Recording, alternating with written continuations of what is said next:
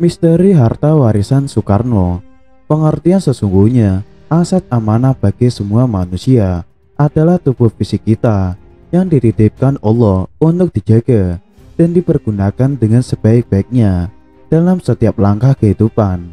Kemudian, suami atau istri dan anak-anak kita yang kita jaga dan hormati, yang dititipkan kepada kita untuk dibesarkan, dididik, dan dikasihi. Pekerjaan kita untuk kebutuhan hidup dan menghidupi keluarga serta sebagai warga negara yang taat juga merupakan aset yang kita sedang pegang dan jalani dalam kehidupan saat ini.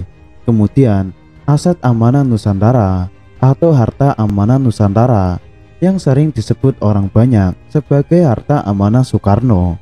Berbicara mengenai harta amanah Nusantara, pastinya seorang yang diamanahkan wajib mempunyai hati yang bersih dan tidak punya penyakit hati, jauh dari keserakahan nafsu duniawi. Bukti bahwa seorang itu memegang harta amanah Nusantara adalah dengan bukti sistem perbankan yang diakui oleh mayoritas pemimpin negara di dunia, lembaga internasional, dan segenap lapisan masyarakat, bahwa harta amanah Soekarno itu adalah atas nama Soekarno. Itu tidak benar. Harta amanah Soekarno itu terkait dengan harta amanah milik para leluhur kita, yaitu para raja-raja terdahulu, para nabi dan para rasul. Harta amanah Nusantara dimulai dari masa kepemimpinan Nabi Sulaiman dan Ratu Balkis yang diberi amanah atas harta Nusantara ini. Mengapa saya katakan Nabi Sulaiman dan Ratu Balkis merupakan induk dari harta amanah Nusantara? Ratu Balkis dan Raja Sulaiman ini adalah asli orang Jawa. Harta bumi yang dititipkan Tuhan kepada makhluknya sebagai khalifah di muka bumi ini berawal dari sejarah kepemimpinan Nabi Sulaiman dan kekayaan Ratu Balkis.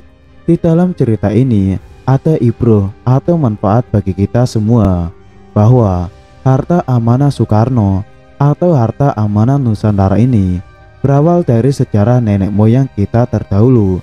Apa yang menjadi bukti bahwa harta amanah Nusantara kita terkait dengan kekayaan Ratu Balkis dan Raja Sulaiman, berawal dari menyatunya kekuasaan dan kekayaan harta bumi dan harta gaib dari Ratu Balkis dengan kekuatan spiritual dan kepemimpinan Nabi Sulaiman.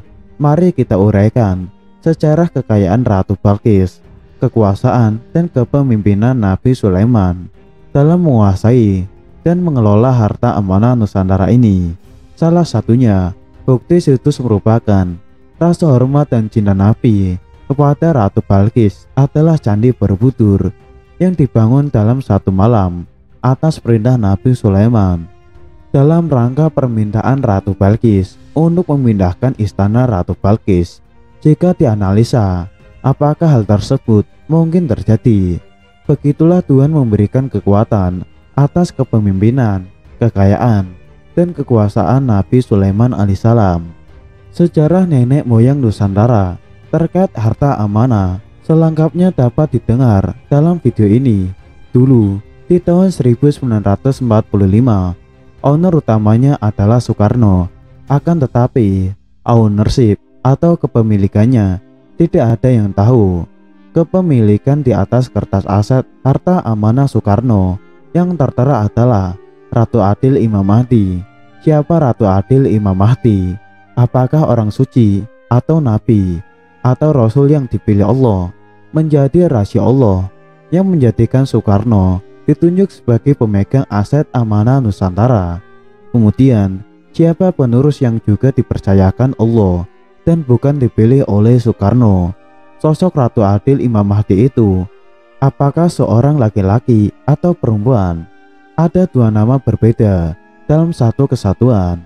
Sejarah Jawa kuno, sejarah nabi-nabi, dan sejarah kitab-kitab agama mengatakan akan muncul Imam Mahdi menjelang akhir zaman. Sosok anak kecil atau bocah berkelakuan seperti ulama sekaligus negarawan, tetapi sederhana dan tersembunyi, serta memiliki jasa yang besar bagi bangsa. Ratu Adil Imam Mahdi dipercaya Allah untuk menjaga harta dunia sebagai generasi penerus dari para nabi.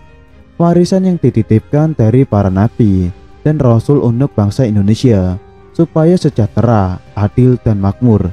Itulah amanat yang diberikan Allah. Ratu Adil Imam Mahdi dilahirkan dari perkawinan Garuda Sakti dan Nangkuti Wali Sakti. Garuda Sakti, sosok ayah yang dekat sekali dengan Allah dan sebagai orang yang paling dipilih. Nangkuti Wali Sakti, ibu dari para wali atau ibu dari orang-orang yang soleh. Jadi, Ratu Adil Imam Mahdi adalah nama simbolis sejarah aset amanah Nusantara. Soekarno pernah menjaminkan aset Nusantara di Union Bank of Switzerland. Soekarno kemudian membuat Letter of Authorization kepada Mr. Sarina sebagai kuasa tunggal atas aset amanah Nusantara. Jumlah emas yang dijadikan jaminan atau Deposit Control Statement of Deposit adalah 74 juta metrik ton. Jadi, deposit tersebut dijadikan rekening induk dan dipakai sebagai kolateral banyak negara di dunia sebagai jaminan untuk penyetakan uang pinjaman negara-negara yang mengalami Perang Dunia II seperti Amerika, Jepang, Rusia, dan lain-lain. Pinjaman kepada perusahaan-perusahaan dan saham dunia. Dari pemakaian kolateral tersebut, hasilnya masuk dalam sistem perbankan pada rekening kustodian atau rekening penampung berupa cash yang tersebar di beberapa negara peminjam. Kolateral yang dipakai oleh negara-negara Inggris, Amerika, Jepang, Cina, dan lainnya diwajibkan membayar 2,5% sebagai biaya sewa di luar pinjaman pokok. Selain itu, harta amanah Soekarno merujuk pada aset-aset yang ditinggalkan oleh Presiden pertama Indonesia, Soekarno, setelah ia meninggal dunia pada tahun 1970. Aset-aset ini awalnya dikelola oleh Badan Penyelidik Usaha Persiapan Kemerdekaan Indonesia dan Komite Nasional Indonesia pada masa awal kemerdekaan Indonesia. Setelah itu, pada tahun 1957, Soekarno memerintahkan pembentukan Yayasan Super Semar untuk mengelola aset-aset tersebut. Namun, setelah Soekarno digulingkan oleh Soeharto pada tahun 1967, aset-aset tersebut menjadi sumber perselisihan antara keluarga Soekarno dan pemerintah Orde Baru. Pada tahun 1974, pemerintah Soeharto membentuk tim pelaksana operasi harta amanah Presiden Soekarno untuk mengelola aset-aset tersebut. Aset-aset ini terdiri dari berbagai jenis, termasuk properti, logam mulia, dan artefak sejarah. Namun pengelolaan aset-aset ini terus menjadi sumber kontroversi dan konflik. Pada tahun 1996, Mahkamah Agung memerintahkan pengembalian aset-aset tersebut kepada keluarga Soekarno. Namun, pemerintah menolak untuk menyerahkan aset-aset tersebut, dan pengelolaan aset-aset ini masih menjadi sumber konflik hingga saat ini.